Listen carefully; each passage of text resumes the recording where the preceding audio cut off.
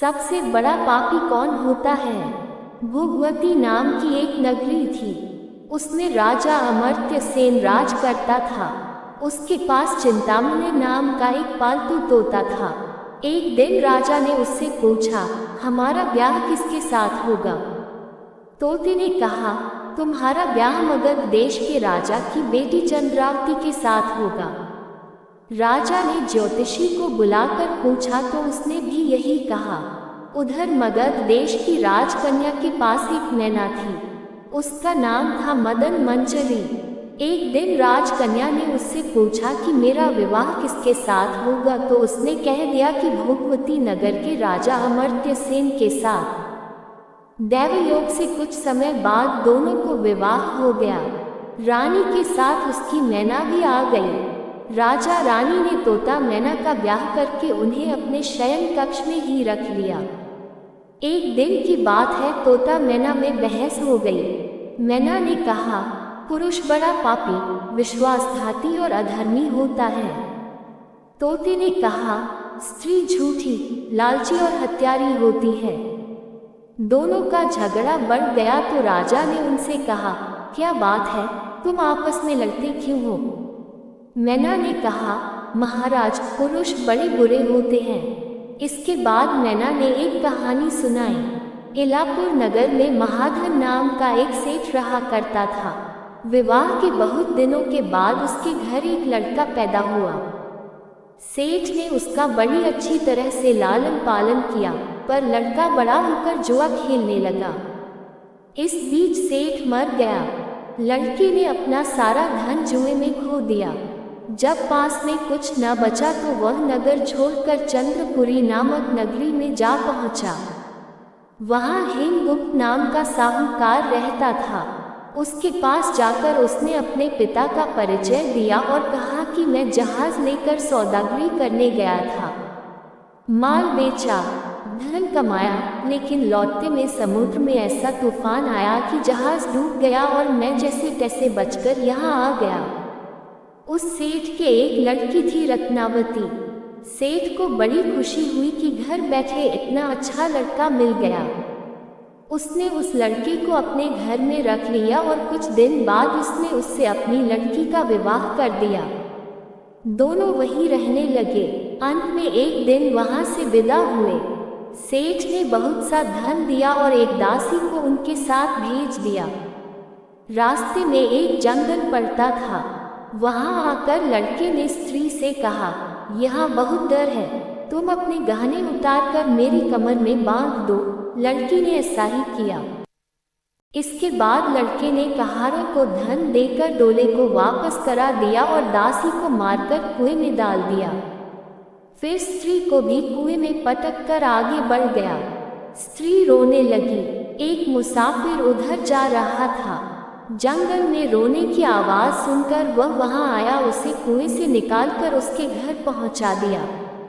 स्त्री ने घर जाकर माँ बाप से कह दिया कि रास्ते में चोरों ने हमारे गहने छीन लिए और दासी को मारकर मुझे कुएं में धकेलकर भाग गए।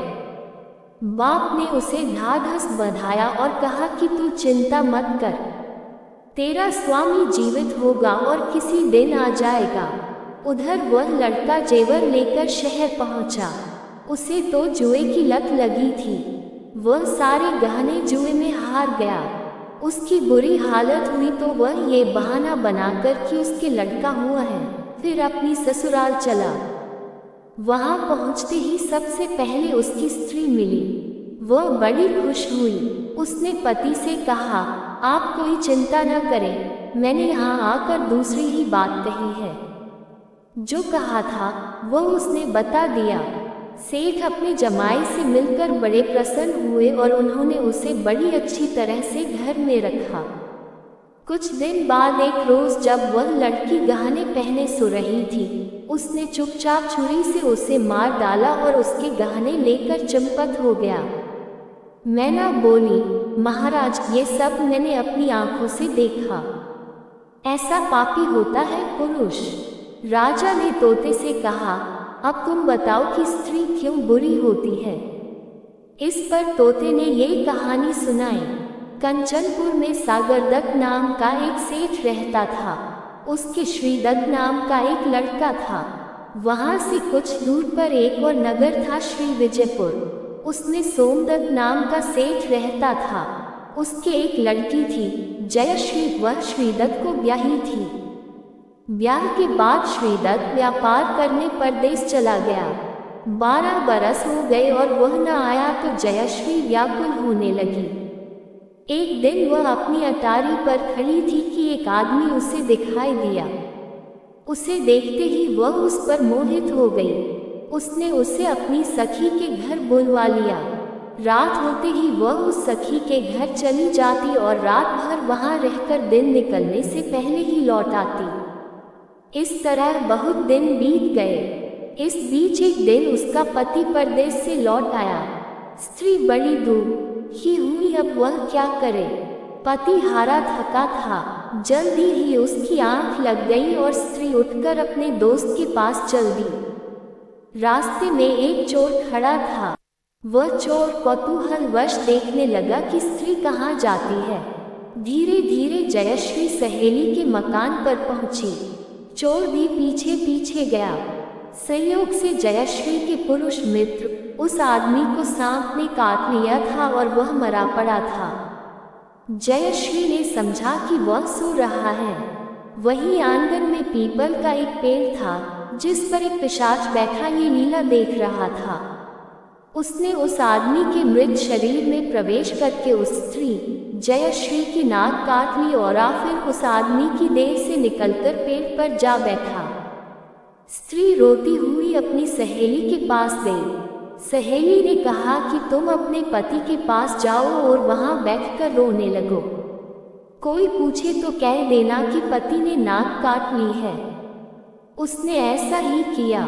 उसका रोना सुनकर लोग इकट्ठे हो गए। उसका पति जाग उठा। उसे सारा हाल मालूम हुआ तो वह बड़ा दुखी हुआ। लड़की के बाप ने कोतवाल को खबर दे दी। कोतवाल उन सबको राजा के पास ले गया।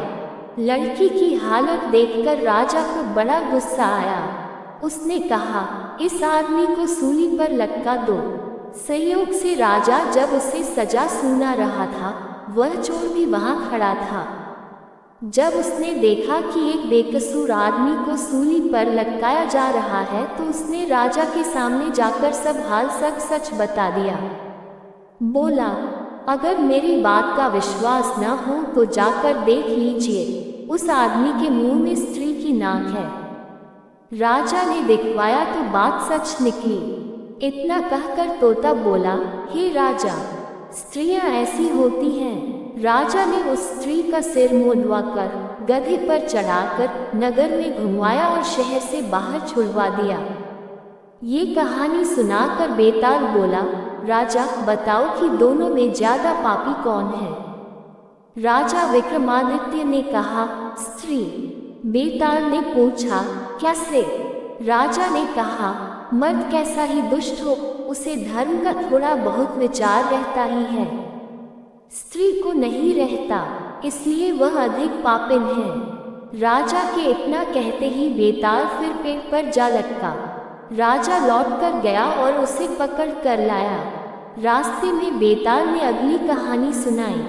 दोस्तों, कथा कैसी लगी कृपया कमेंट करके अवश्य बताएं। नई कथाओं के लिए चैनल को सब्सक्राइब जरूर करें। धन्यवाद। राधे राधे।